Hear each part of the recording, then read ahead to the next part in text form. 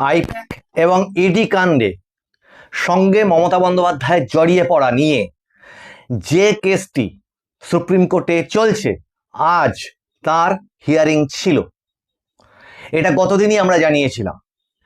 অনেকেই বলতে পারেন ধুস, কিছুই তো হলো না, সেটাও আজকে ব্যাখ্যা করব। এবং আজকে কিছু হলো না বললেও এমন কিছু হলো যাতে রাজ্যের শাসক দলের কিন্তু একেবারেই স্বস্তিতে থাকবার কোনো কারণ নেই। মাননীয় বিচারপতিদের বেশ কিছু অবজারভেশন, সেগুলো যেমন ফুটে উঠল, তেমনি আগামীতে তারা কি কি ডেট দিলেন এবং মামলাটি ঠিক কি জায়গাতে এই মুহূর্তে থাকলো, সেই সমস্ত বিষয়টি আপনাদের সামনে সংক্ষেপে তুলে ধরবার চেষ্টা করছি।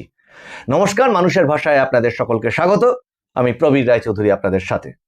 এর আগের এপিসোডেই আপনাদেরকে দেখিয়েছি যে এই সমস্ত রাজনৈতিক দলগুলো কিভাবে মানুষকে বোকা বানায়, কিভাবে মানুষকে উস্কায় এবং কিভাবে বিশেষত সংখ্যালঘুদের ভুল বুঝিয়ে তাদেরকে নিজেদের ভোট ব্যাংক ভেবে ইউজ করবার চেষ্টা করে। তার কারণ তারা যে সমস্ত অভিযোগগুলো বিভিন্ন সময় তোলে, সেই সমস্ত অভিযোগগুলো তাদের নিজেদের করা মামলাতে তারা সুপ্রিম কোর্টে গিয়ে আর বলে না, মুখে কুলু পেটে বসে থাকে। আমাদের আগের এপিসোডটা দেখে নেবেন। এসআইআর নিয়ে আজকে রাজ্যের তরফ থেকে সুপ্রিম কোর্টে কি ভূমিকা ছিল, সঙ্গে আরো বেশ কিছু যে বিরোধী দল, যেমন সিপিআইএম এর তরফে বা আরো অন্যান্য যে সমস্ত লয়াররা ছিলেন, তাদের মধ্যে বিকাশ রঞ্জন ভট্টাচার্য ছিলেন, ইত্যাদিরা ছিলেন, তাদের যে অভিযোগগুলো তারা বাইরে করেন তার কিছু কিছু যেমন তুলেছেন, তেমনি মূল অভিযোগগুলো সেখানে কিছুই ওঠেনি। যাই হোক, এই এপিসোডে অন্য প্রসঙ্গ। এই এপিসোডটা হচ্ছে মহা গুরুত্বপূর্ণ সেই আইপ্যাক বনাম ইডি মামলা, যেখানে মুখ্যমন্ত্রী জড়িয়ে পড়া নিয়ে এই মুহূর্তে সারা দেশের রাজনীতি সরগরম, এবং যেটাকে বিভিন্ন রাজনৈতিক দল, বিশেষজ্ঞ মহল তারা মনে করছেন যে এটা দেশের সংবিধানের ওপর প্রশ্ন তুলে দেওয়া এবং দেশের সাংবিধানিক পরিকাঠামোর ওপরে একটা বড় প্রশ্ন চিহ্ন। আচ্ছা, এখানে একটা সাধারণ কথা জিজ্ঞাসা করি আপনাদের সুধী দর্শক মন্ডলী, যেটা দিয়ে এপিসোডটা শুরু করতে চাইছি।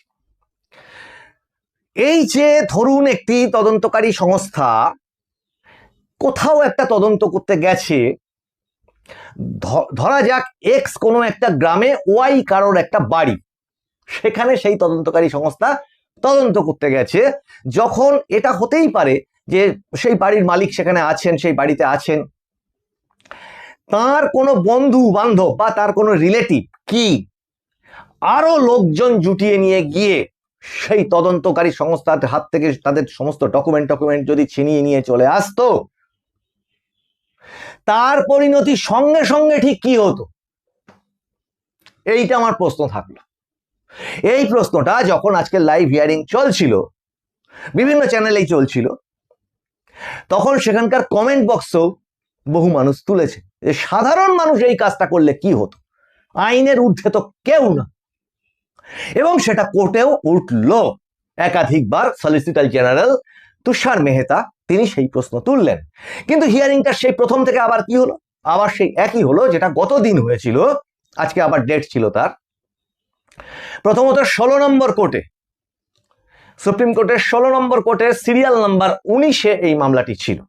আপনারা যারা চেক করতে চান তারা তাদের সুবিধার জন্য এই নাম্বারটা আপনাদেরকে জানালাম। এখন বিষয় হচ্ছে, আগের দিন মিস্টার দেওয়ান, অ্যাডভোকেট মিস্টার দেওয়ান রাজ্যের তরফ থেকে বিস্তারিত প্রায় 3-3.5 ঘন্টার দীর্ঘ সওয়াল জবাবে তিনি বিভিন্ন রকম ভাবে এই মামলাটির গ্রহণযোগ্যতা নিয়ে প্রশ্ন তুলেছিলেন, মেনটেনেবিলিটি। সেখানে একটার পর একটা আর্টিকেল তিনি তুলে দেখাতে চেয়েছিলেন যে এখানে ইডি কখনো মামলাটি করতেই পারে না, মামলা করার অধিকারটাই ইডির নেই, এটা তিনি সেখানে স্থাপিত করবার বা প্রতিষ্ঠিত করবার চেষ্টা করেছিলেন। সেই দিনের হিয়ারিং সেখানে সমাপ্ত হওয়ার পরে আরো কন্টিনিউয়েশনের জন্য আজকে তার ডেট ছিল, যেদিনকে ওই দিনকেই Mister Kapil Sibal, advocate Mister Kapil Sibal, তিনি নিজে ঘোষণাই করেছেন যে তিনি মমতা বন্দ্যোপাধ্যায়ের পক্ষ থেকে তিনি কথা বলছেন এবার সেখানে রাজ্য সরকারের তরফ থেকেই আর কি। এখন সেখানে এই কপিল সিব্বাল কিছুটা হিয়ারিং সেদিনকে করেছিলেন, তার পয়েন্টগুলো তুলে ধরেছিলেন পিএমএলএ অ্যাক্টের ওপরে, যে পিএমএলএ অ্যাক্টে ইডির কতটা কি অধিকার আছে তদন্তের, বিভিন্ন রকম আর্টিকেল টেনে। আজকে সেখান থেকেই কপিল সিব্বাল আবার শুরু করেন, কিন্তু আজকের প্রসঙ্গটা ছিল একদম অন্যরকম। সেটা ছিল হচ্ছে ফান্ডামেন্টাল রাইটস, মৌলিক অধিকার। যে ইডির যে অফিসাররা এই মামলাটিতে এফআইআর বা মামলাটি করেছেন, প্রথমত এফআইআর কিভাবে করা যায়, এফআইআর না করা গেলে জুডিশিয়ারি সাহায্য নেওয়া যায়, এই সমস্ত প্রসঙ্গগুলো যেমন উঠলো সেখানে, তেমনি লোকেশনটা কোথায়, যে অফিসার ইডির ডেপুটি ডিরেক্টর যিনি কিনা এফআইআর মানে মামলাটি করেছেন, তিনি আদৌ সেখানে উপস্থিত ছিলেন কিনা, মিস্টার বানসাল। এখন তিনি উপস্থিত না থাকলে তার ফান্ডামেন্টাল রাইট কিভাবে বিঘ্নিত হচ্ছে ইত্যাদি নিয়ে দীর্ঘ 1 ঘন্টার সওয়াল জবাব চলে, যে এই মামলাটি এনারা করতেই পারেন না। কারণ এই মামলাটির যে পুরো হিয়ারিং, এই হিয়ারিং অ্যাভেলেবেল ইউটিউবে, আপনারা দেখতেই পারেন যে মূলত ফান্ডামেন্টাল রাইটসটা নিয়ে মিস্টার কপিল সিব্বাল এই প্রসঙ্গগুলো তুলে আনেন, প্রচুর আর্টিকেলের ধারা তুলে আনেন সেখানে। কিন্তু সেখানে খুব একটা ইন্টারেস্টিং ঘটনা ঘটে। যখন মিস্টার কপিল সিব্বাল এই প্রশ্ন করছেন যে এটা পুলিশের জুরিসডিকশন থাকে, যে ওই থানাতে যেখানে ঘটনাটি ঘটেছে, সেই ঘটনাটি যেখানে ঘটেছে সেখানে ওইখানকার পুলিশের অধিকার যে ওটাকে তদন্ত করবার, অন্য কারণ নয়, এটা যেমন একটা। দ্বিতীয়, যদি কোনো রকম এরকম কেন্দ্রের থেকে অ্যাপয়েন্টেড কোনো সংস্থা বা কোনো ডিরেক্টর বা কোনো এই ধরনের তদন্তকারী সংস্থা, তারা যদি এরকম তদন্ত করতে যায়, তাহলে সেক্ষেত্রে অনুমতি, রাজ্যের থেকে অনুমতি নিতে হবে রাজ্যের প্রধানের কাছ থেকে। তখন মহামান্য বিচারপতিরা, বিশেষত মহামান্য বিচারপতি মিস্টার মিশ্রা, তিনি একটা বিরাট কথা বললেন, যে তাহলে আপনি কি বলতে চান যে যদি কোনো সিএম কোনো ক্রাইম করে এবং সেখানে কেউ তদন্ত করতে যায়, তাহলে ওই সিএম এর কাছ থেকেই আবার অনুমতি নিতে হবে যে তদন্তটা করব কিনা? তখন কপিল সিব্বাল খানিকটা তেড়ে ফুড়ে বলেন যে আপনি কি করে বলছেন যে সিএম ক্রাইম করেছে?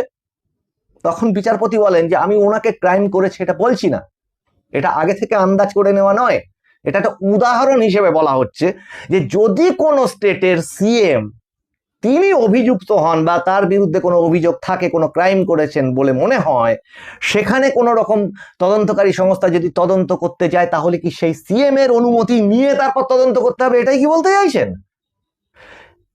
তখন অ্যাডভোকেট মিস্টার কপিল সিব্বাল ওই প্রসঙ্গটা থেকে সরে গিয়ে আবার পিএমএল এর প্রসঙ্গের মধ্যে ঢুকে যান, এবং তৎপরবর্তীতে ওনার মানে সওয়াল জবাব শেষ হওয়ার পরে কল্যাণ বন্দ্যোপাধ্যায় রাজ্যের মমতা বন্দ্যোপাধ্যায়ের পক্ষ থেকে, মুখ্যমন্ত্রী মমতা বন্দ্যোপাধ্যায়ের পক্ষ থেকে সেখানে দাঁড়ান, এবং সেখানেও প্রচুর কেসের উদাহরণ টেনে এনে বোঝানোর চেষ্টা করেন যে এই মামলা এখানে গ্রহণযোগ্য নয়, এবং কি করে তারা সিবিআই তদন্ত চাইতে পারে।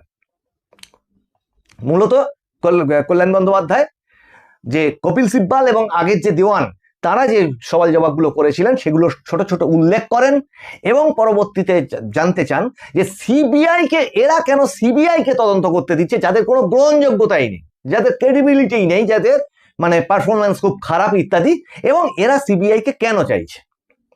এই প্রসঙ্গ যখন ওঠে, এবং প্রথম কথা চাইতে পারে না, এবং এফআইআরই বা এরা লঞ্চ করেনি কেন, বা এফআইআর কারা করেছে, সেই সমস্ত বিষয় নিয়ে এরা প্রচুর প্রশ্ন তোলেন কল্যাণ বন্দ্যোপাধ্যায়। কিন্তু সেখানে আবার একটা ঘটনা ঘটে, সেটা হচ্ছে কল্যাণ বন্দ্যোপাধ্যায় বলেন যে মিস্টার দত্ত ছিলেন এক সময় সুপ্রিম কোর্টের বিচারপতি। তখন মিস্টার মিশ্রা বলেন কবে? না, লং অ্যাগো। কত লং অ্যাগো? না, 2011 সময় সিঙ্গুর কেসে মিস্টার বন্দ্যোপাধ্যায় উনি জানান যে উনি সিঙ্গুর কেসে সওয়াল জবাব করেছিলেন বা লড়েছিলেন মামলাটি, সেখানে নাকি সুপ্রিম কোর্টের ওই বিচারপতি তখন বলেছিলেন যে আমরা এই মুহূর্তে এই মামলাটি শুনতে চাই না, তার কারণ আমরা কোনো ভোটের পার্টি হতে চাই না, ভোটে আমরা আগামী ইলেকশনে আমরা কোনো পার্টি হতে চাই না। যেই এই কথাটা উল্লেখ করেন কল্যাণ বন্দ্যোপাধ্যায়, তাই এই মামলাটি এখন সরিয়ে দেওয়া হোক। সঙ্গে সঙ্গে বিচারপতি মহামান্য বিচারপতি মিশ্রা তিনি জানান যে আমরা কিন্তু কোনো ভোটেরও পার্টি হতে চাইছি না, তেমনি আমরা কোনো ক্রাইমেরও পার্টি হতে চাইছি না। মানে আমরা ভোটেরও কোনো সঙ্গী হতে চাইছি না, কোনো অংশ হতে চাইছি না, কোনো অপরাধেরও অংশ হতে কিন্তু আমরা রাজি নই। সঙ্গে সঙ্গে কল্যাণ বন্দ্যোপাধ্যায় প্রসঙ্গটাকে চেপে যান এবং তার সওয়াল জবাব ওখানেই শেষ। তারপরে কি হলো? তারপরে অভিষেক মনু সিংভি। আপনারা ভাবুন যে একটা সাধারণ মানুষ এই অপরাধ করলে কি হতো, যেখান থেকে ফাইল, কম্পিউটার, ল্যাপটপ সব সরিয়ে নিয়ে যাওয়া হয়েছে। যদিও তৃণমূল কংগ্রেসের পক্ষ থেকে যেটা বলা হচ্ছে সেটাও এখানে উল্লেখ করি যে আমার বাড়ির যদি কোনো রকম গুরুত্বপূর্ণ জিনিস কোথাও থেকে থাকে এবং সেই বাড়িতে যদি অন্য কেউ ঢুকে এরকম রেড ফেড করে, তাহলে সেগুলো সরিয়ে নিয়ে আসা সম্পূর্ণ অধিকার আমাদের আছে। এটা মোটামুটি তৃণমূল কংগ্রেসের একটা নেতা নেত্রীদের ভার্সন, আমি সেটাও এখানে উল্লেখ করলাম। এখন সে প্রসঙ্গ তো কোর্টে আলাপ আলোচনা হবে, কিন্তু এরপরে অভিষেক মনু সিংভি যখন সওয়াল জবাব শুরু করেন তখন বাকি ছিল কোর্টের আর হাতে 15 মিনিট এই মামলাটি শোনার জন্য। তিনি যতটা সাবমিশন করতে পেরেছেন, অসম্পূর্ণ সাবমিশন হোক বা সম্পূর্ণ হোক, তিনি করলেন। কিন্তু আসল ঘটনাটা ঘটলো একদম, আমার মতে একদম শেষে, যখন এই মামলাটি আবার কবে শোনা হবে এইটা ঠিক করা হচ্ছে। তখন মহামান্য বিচারপতিরা যখন ওনাদের রোস্টার দেখে সেই ডেটটা দিচ্ছেন, ডেটটা দিলেন 14 এপ্রিল, এবং সেই সময় সলিসিটর জেনারেল মিস্টার তুষার মেহতা তিনি উঠে দাঁড়িয়ে বলেন যে এটা কি কন্টিনিউ হিয়ারিং হবে? তখন বিচারপতিরা জানালেন ইয়েস, ওটা কন্টিনিউ হিয়ারিং হবে 14, 15 এবং 16। সুধী দর্শকবৃন্দ, পুরো সারাদিনে ওই মামলাটি প্রায় 2.5 ঘন্টা হিয়ারিং বা তার কাছাকাছি, মাঝখানে লাঞ্চ ব্রেক ছিল, সে অংশটুকু যদি বাদ দেন, পুরো হিয়ারিংটার আমার মনে হয়েছে, আমাদের মনে হয়েছে, এগুলো সাধারণ বড় বড় চ্যানেল দেখাচ্ছে কিনা জানি না বা এই পয়েন্টগুলোকে উল্লেখ করে না, আমাদের মনে হয়েছে এইটা ছিল মামলাটার সবচেয়ে আসল অংশটা। এই দুটো মন্তব্য বিচারপতিদের, আর মানে তারা যে আপোষের কোনো জায়গায় নেই, কিন্তু যতই তোমরা সওয়াল জবাব করতে থাকো ওনারা কিন্তু অ্যালাউ করছেন। অনেকে বিরক্ত হতেই পারেন, এই সমস্ত মামলা যখন এত বড় বড় হেভিওয়েট মানে লয়াররা সেখানে দাঁড়িয়ে আছেন, কে নেই সেখানে? ভারতবর্ষের প্রথম সারি সর্বোচ্চ কপিল সিব্বাল, মিস্টার দেওয়ান, তারপর অভিষেক মনু সিংভি, কল্যাণ বন্দ্যোপাধ্যায়, তাকে আপনারা যা খুশি তাই বলতে পারেন রাজনৈতিকভাবে, কিন্তু তার গুণটাকে তো মানতে হবে। তিনি একজন লয়ার, সুপ্রিম কোর্টে কি হিয়ারিং করেন, এই জায়গাটা তো মানতে হবে একজন লয়ার হিসেবে, তার তো একটা পারদর্শিতা আছে। তাহলে এই স্তরের, অন্তত রাজ্যের মধ্যে তো তিনি অন্তত প্রথম সারির, তাহলে এই স্তরের সমস্ত লয়াররা যেখানে হিয়ারিং করছেন এবং আইনের সূক্ষ্মাতি সূক্ষ্ম দিকগুলো যখন খুঁজে বার করবার চেষ্টা করছেন, কাপড়ের মধ্যে যেভাবে ছুঁচ ঢুকিয়ে সেলাই করা হয় সেইভাবে আইনের ছিদ্র খোঁজার চেষ্টা করছেন তারা, এটা কি মনে হয়? এটা কি খুব সহজে একদিনেই মীমাংসা হয়ে যাওয়ার জিনিস? এবং বিচারপতিরা সেটাও যদি অ্যালাউ না করেন ওনাদেরকে বলার, তাহলে বাইরে এসে বলবার সুযোগ থাকবে, আমাদের বলতেই দেওয়া হয়।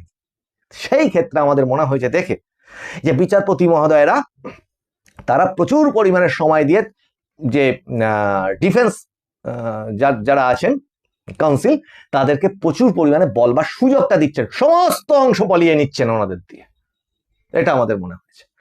তেমনি পাশাপাশি যেটা বলছিলাম একদম শেষ অংশটা খুব ইম্পর্টেন্ট, সেটা কি, যখন এই ডেট ঠিক করা হচ্ছে 14 এবং যখন ঠিক হলো যে কন্টিনিউ হিয়ারিং হবে, তখন সলিসিটর জেনারেল মিস্টার তুষার মেহতা উঠে দাঁড়িয়ে বললেন যে একটা ইন্টারিম অর্ডার যেন পাই আমরা।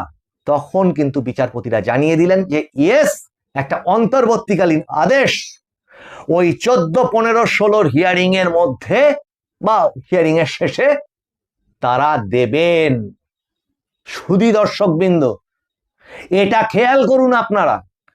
বিচারপতিদের অবস্থান নিয়ে আমরা কখনো কিচ্ছু বলবো না একটা আন্ডার অ্যাডজুডিকেশন কেস নিয়ে, কিন্তু ওই সময়টা কিন্তু সামনে 23 তারিখে একটা ইলেকশনের ডেট, 29 তারিখে আর একটা ইলেকশনের ডেট।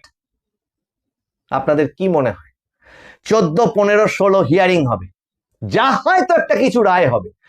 অন্তত যে হিয়ারিং প্রসেসটা চলে তাতে চাপে থাকার তো একটা ব্যাপার আছে বিভিন্ন রকম পয়েন্টে, এবং এই বিষয়টা যে খুব একটা স্বস্তিতে শাসক দল নেই এটা তো সকলের কাছে খুব জলের মতো পরিষ্কার। কারণ এটা যদি আবার সেই প্রশ্ন তুলছি, সাধারণ মানুষ যদি এই অপরাধে অপরাধী হতেন বা অভিযুক্ত হতেন, অপরাধী বলবো না, অভিযুক্ত হতেন, তার কি আর অত সাধ্য থাকতো ওই পর্যন্ত গিয়ে নিজেকে ডিফেন্স করবার? সেক্ষেত্রে কি হতো, এই প্রশ্নটাও কিন্তু সেই সাথে থেকে যাচ্ছে। এবং সুপ্রিম কোর্টেরও কিন্তু সেইটা দেখানোর থাকছে অবশ্যই যে আইনটা সবার কাছেই সমান। কাজেই ভার, গুরুত্ব সবকিছুর দিক থেকে, এবং ওই যে সময়টা, আমি এটা বারবার করে আপনাদেরকে এই মানুষের ভাষার চ্যানেলে বারবার করে উল্লেখ করি যে টাইমিং একটা রাজনীতিতে বিরাট বড় জিনিস। আর যদি ভুল টাইমিং এ ভুল ঘটনা ঘটে যায় কোনো কারণে, সেটা রাজনীতির ক্ষেত্রে বড্ড বড় খেসারত হিসেবে দাঁড়ায়। এখন আগামী দিনে কি হবে তার জন্য তো আমাদের অপেক্ষা করতেই হবে। কিন্তু এই যে দুটো এপিসোড পরপর আপনারা দেখছেন, তাতে এটুকু অন্তত দেখতে পেলেন যে রাজ্য সরকার যে সমস্ত অভিযোগ করে সেই সমস্ত অভিযোগের যে কোনো ভিত্তিই নেই।